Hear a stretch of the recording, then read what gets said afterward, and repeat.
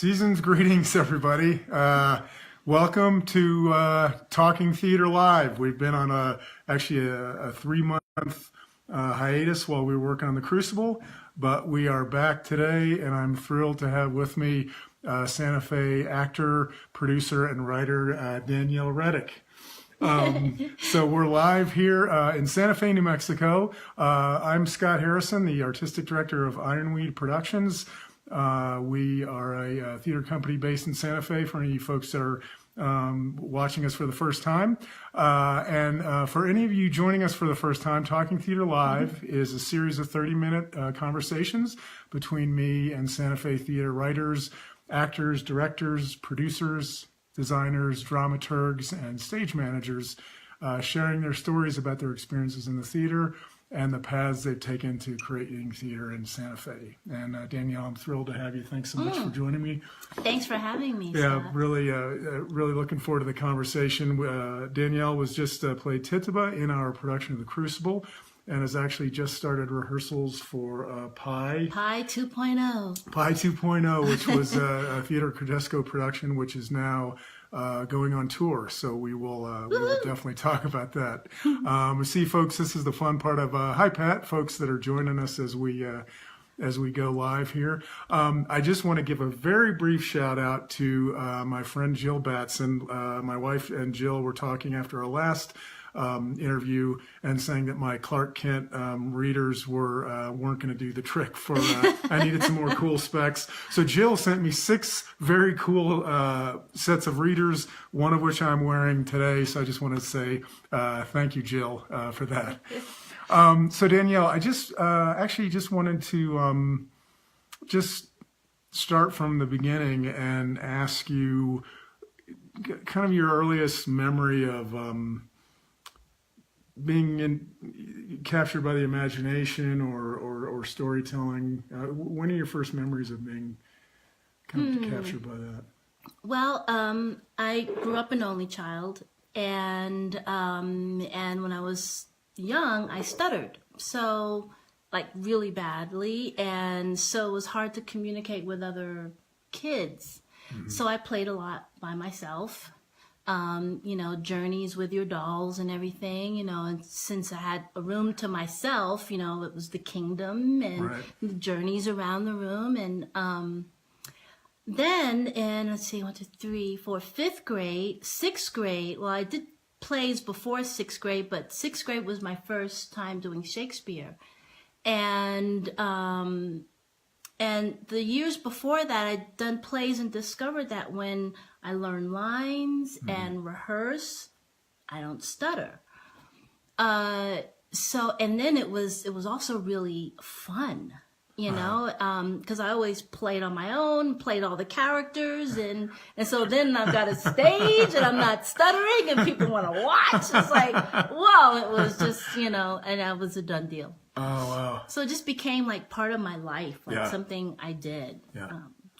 Did you feel kind of, I know when I first started with acting, I felt like I was more myself on stage than I was just around the rest of the day. Did you kind of have that feeling, or just being kind of definitely more comfortable in my own skin on stage than just, isn't that weird? But it was the truth, it was uncomfortable being in the classroom sometimes. It was uncomfortable trying to negotiate the schoolyard kind of thing. But when you're in rehearsal, when you're on stage, everything is laid out. Everybody has their roles and you can just do your thing. Yeah. That's cool. Do you remember what was the Shakespeare?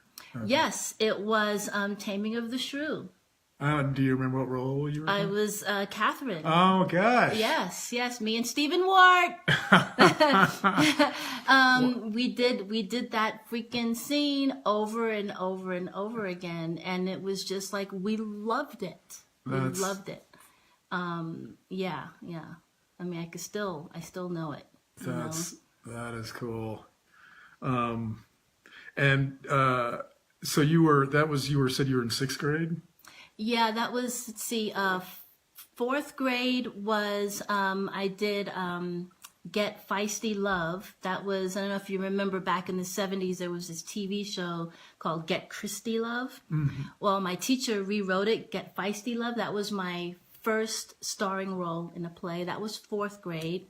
Then 5th grade was something else. Oh, I was the banana in the fruit thing. Do you have any Fruit lines? basket. Or? Oh yes. I had lines, and then the next year was Shakespeare. Or Shakespeare. Yeah. Man, what a great start with Taming the Shrew. Yeah. Man, how cool. Yes. And so you grew up in Harlem. That's and you were you there pretty much in New York until you went to college, or? Yeah. Well, when I graduated from high school, I moved to Atlanta to Yeah. get a different thing, and but I grew up in New York City, and it was, I realized as an adult that it's a great place to grow up because Central Park was my backyard. Riding my bike around the park, and but once I became an adult. And an artist adult, it was more challenging. How so? Well, because I did the classic wait tables and things like that. It was just so taxing getting from one point to another, and then I moved to Brooklyn. I lived on the Lower East Side as well, and just getting around, going from point A to point B, and I was kind of lucky, or I worked it out where my jobs were. Like I did theater in the schools or taught after school theater programs. So I kept my work mostly involved in theater. But still it was, so hard getting places, and working on the Lower East Side was fun doing, that's when I was introduced to puppetry and drumming and everything was back at that time. And is that because you did street theater in New York too, right? Yes. So what was that? Theater. What was that like? That was that was fun. It was fun because I played and actually this was my only blurb in the New York Times. It was in the listings, and there's a little picture of me, and the caption is "the skinny black Margaret Thatcher." Because I played Margaret Thatcher, it's like one of these kind of, parody things. And so it was like that. You throw off that hat and that costume and you throw on another one, and then you're changing in the street behind the truck or something. And, but you've got your blocks on underneath. Yeah. But it was just like, it was fun. It was summer in New York, and you're performing in the parks. It was fun. That's cool. So, and what I don't know, were there kind of things from that experience that you kind of take to, that you, I mean, there are things that you learned out of that experience that you kind of take with you? The ensemble work, because, this was a show we created. The characters, you know who these characters are, but you get to embody them. I mean, how often am I going to get cast as Margaret Thatcher? I'm kind of dating myself because now so Margaret Thatcher, that was 19. That's right. Stop doing the math. Stop doing the math. That's right.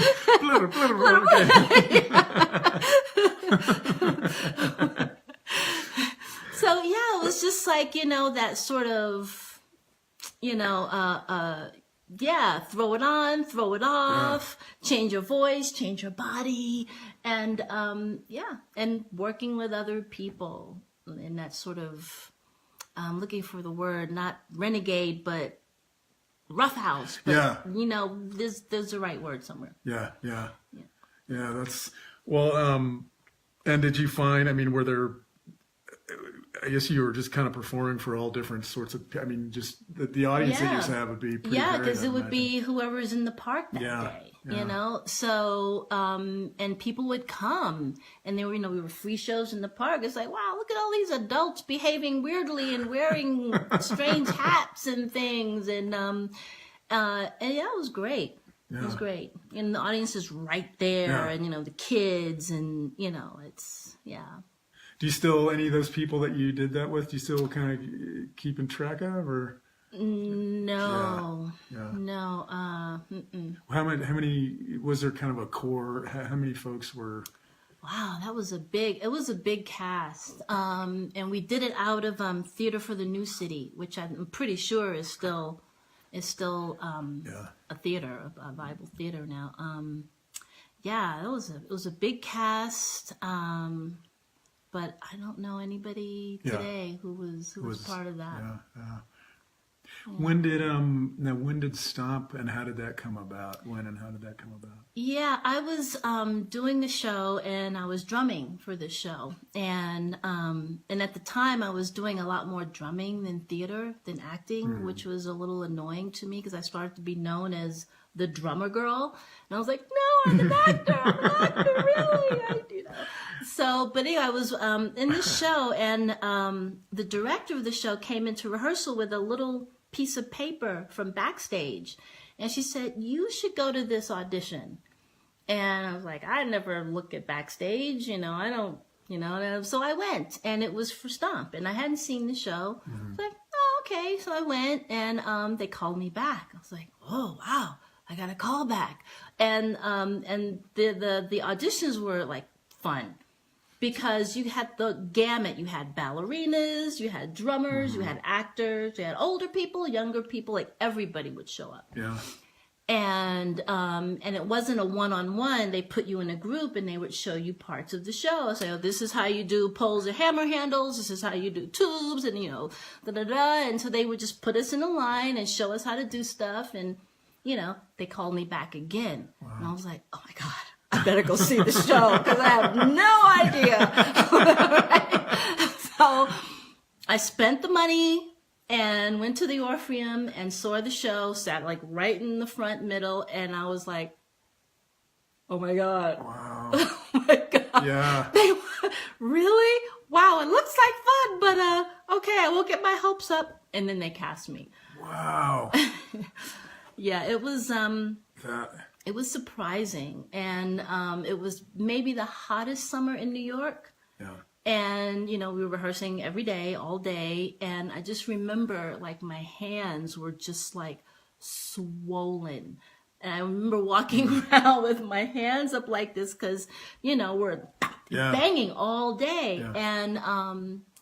And we did a few shows at the Orpheum, and then they sent us out on tour. And it was great because the originators of the show would sort of spot check, like they would come and watch the show and not tell us they were going to be in the audience, and then come backstage after the show and like, oh my God, look, it's Steve here. Oh God. Yeah. Hi, how was the show? Yeah. Did you like it? Yeah. But it was tough going for me my first year on the road with that because they're British and we're American, and their sense of humor is different. And I had been doing, children's theater and street theater, so I was like big and expressive and like da da da da, and they were like, less, no less, okay, nothing. Okay, and then it worked. Oh. Then they, so yeah, it was a huge learning. I mean, huge houses too, and they would come and they would sit in the back, to see if we were reading. Across these, huge houses.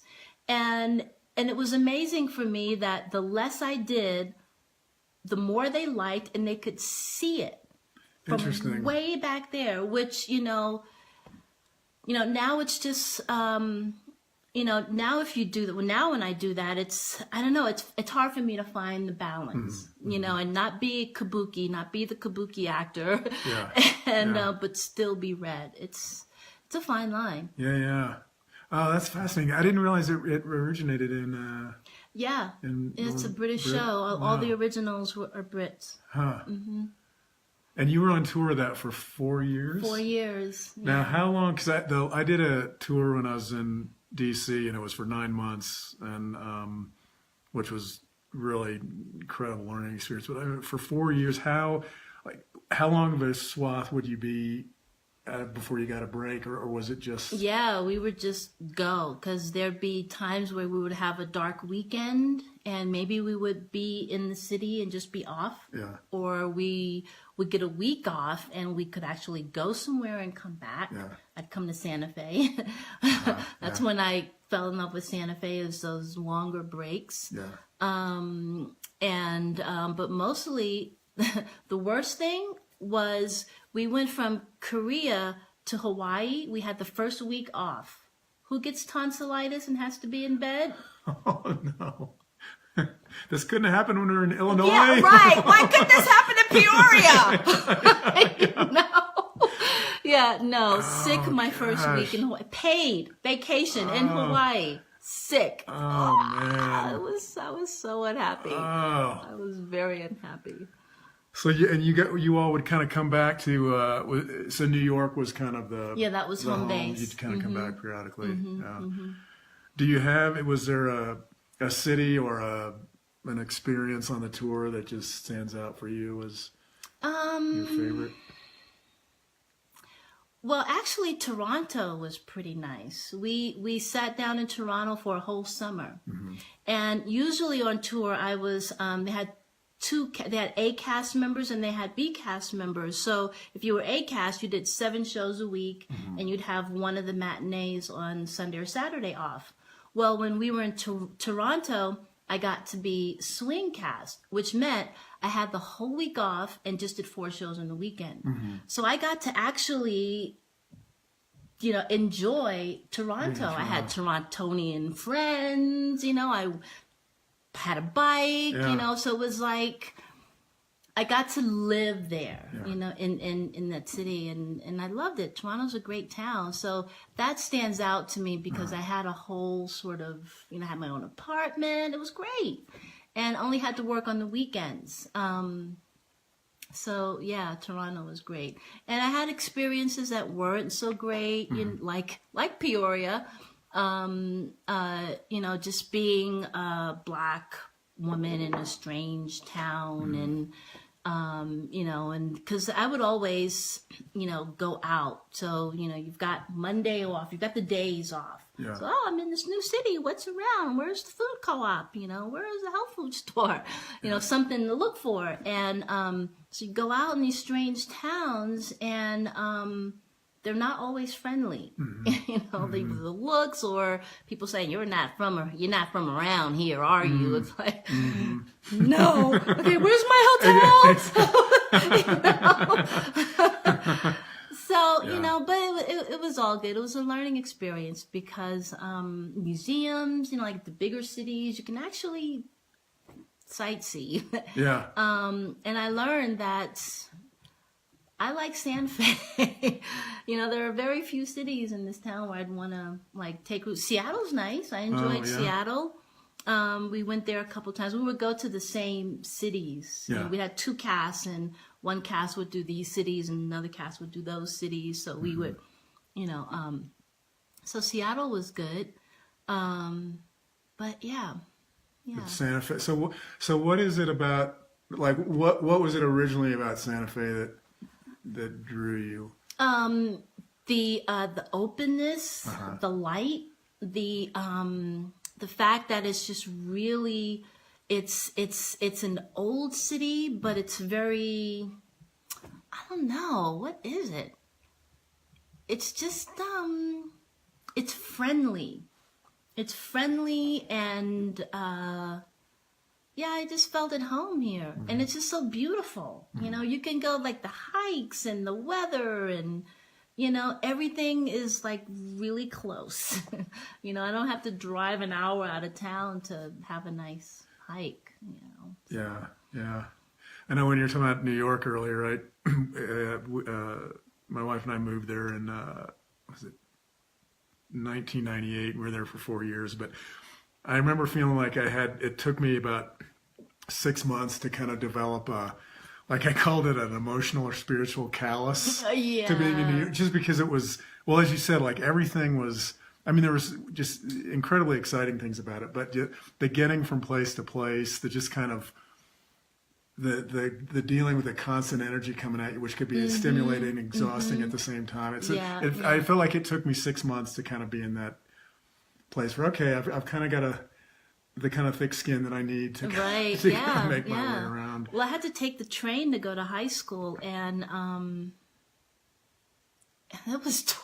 It's just after a while, it was anything I can do to not ride the subways is great. Yeah. I just, interactions with strangers, and I just developed this nice phobia about subways. About subways, yeah. I wanted to talk with you a little bit about. I'm fascinated by your work with puppetry, and I know you. So you said you got introduced to that in New York. How did that happen?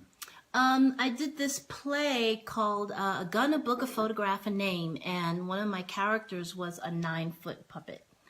And the woman who made that puppet, Janie Geyser, she, after we did that show, I joined her troupe for a little bit, and we did another show with smaller puppets. So I got to work with the big puppet and then the little puppet, and so that was really the introduction. And then I worked with the Czechoslovakian Marionette Theater Company, which was this one guy named Vít, and met with him in his studio. I don't know how I got there, but I walked in his studio, and he's got all these like beautiful old wooden puppets all over, and he's like repairing them, and I was just fascinated. And so we did Faust with these 100-year-old puppets. I mean, he said he found them in a trunk in a church or something, I think. And Gosh. so then, is it last year? Last year I got to go to Prague and study puppet carving with like one of the last guys who is doing this art. Gosh. And it's like, it's like, wow, people aren't really doing it like that much anymore. So that was a real treat to go to Prague and learn from a master. Yeah. Yeah.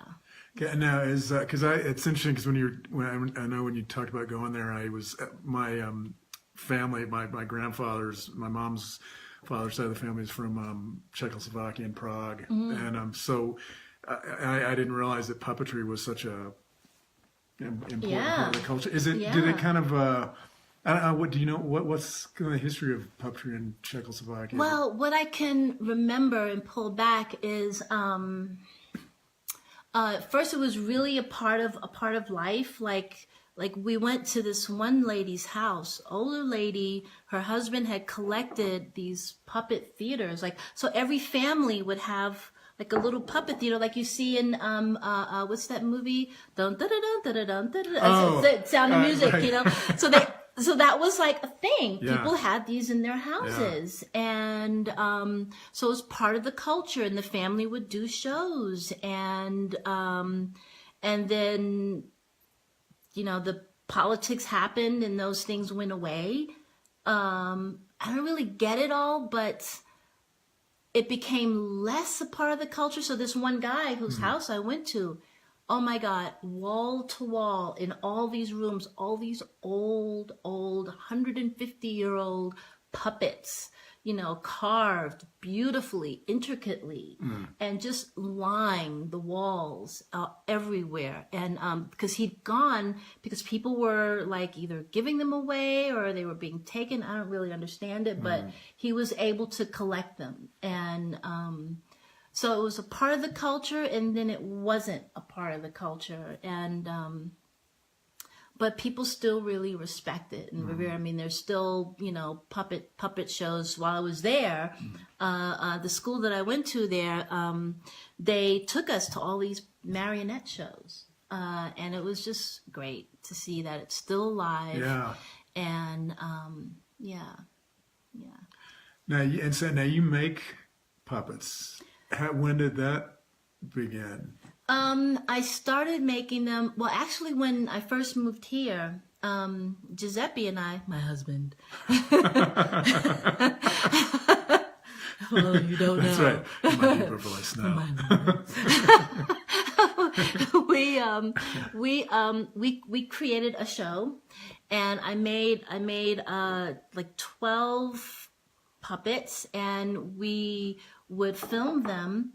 And so what we did is we did a puppet. We had the puppet movie going, and I would perform live, and we had a little tour.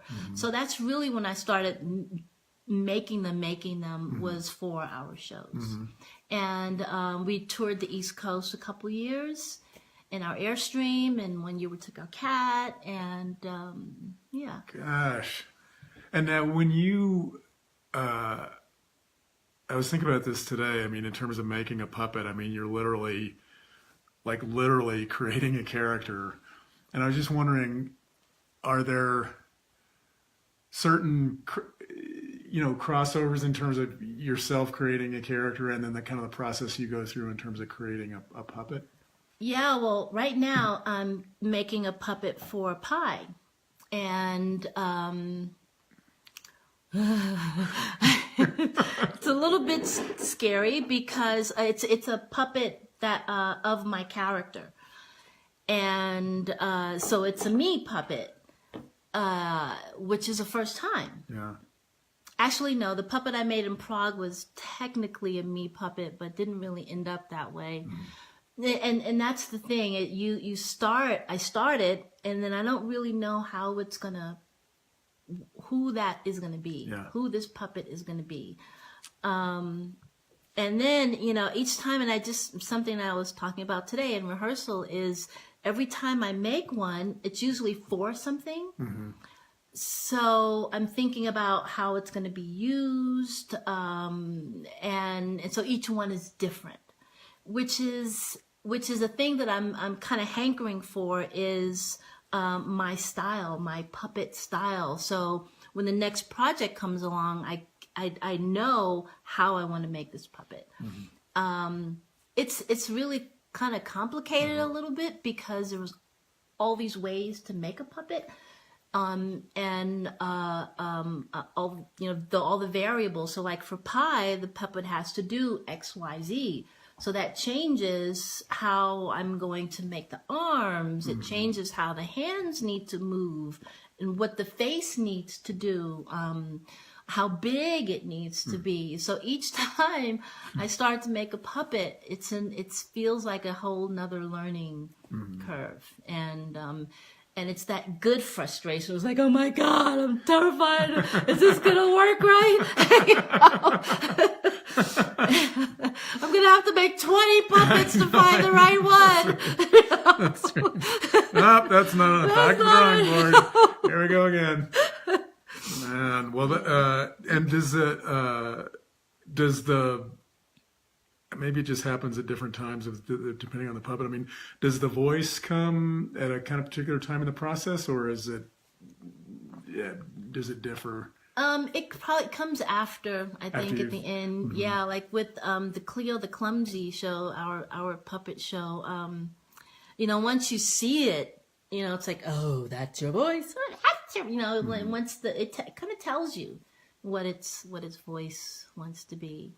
Yeah. That's fascinating. Well, I had just one last question for you. Cut off again. Let me pop in the frame here. Yeah. Do you have certain experiences, whether it's acting, whether it's working with puppets, is there kind of one experience and beyond stage, rehearsal, whatever, where you feel like, I mean, this is kind of the experience that is why I keep doing it? It's theater. It's like, and specifically with the puppetry, and this is really on the table for me right now, is that for a while when I was in New York, when I was first introduced to puppetry, and there used to be a puppet festival at the Public Theater. And I would go and you'd see all these puppeteers from around the world, and some of them really struck me. And so it's like that, it's like that favorite food. It's like you eat it and the first time it's like, oh, this is so good, and you keep wanting to have that experience again. So that's where I'm at now. It's like I want to have the experience of what I saw on stage. So there's a relationship with a puppet that I'm hankering for, that includes voice, my movement, the puppet's movement, and so that's sort of what's like gnawing at me. is that experience of what I saw. Like I want to give that experience of things that I saw from other puppeteers, and so I haven't fully experienced it yet for myself. But it's coming. It's close. It's close. Oh, that's great. Well, Danielle, thank you so much. The time has flown. This has been really fascinating. Yeah, thanks for asking me. Thanks so much for the conversation, and thank you all for joining us. And just a quick thing, if you're joining us for the first time, we will post and share this video on our Ironweed Productions Facebook page. So please like us and follow us on Facebook, and we will announce our next interview on my Facebook page and on our Ironweed Productions Facebook page.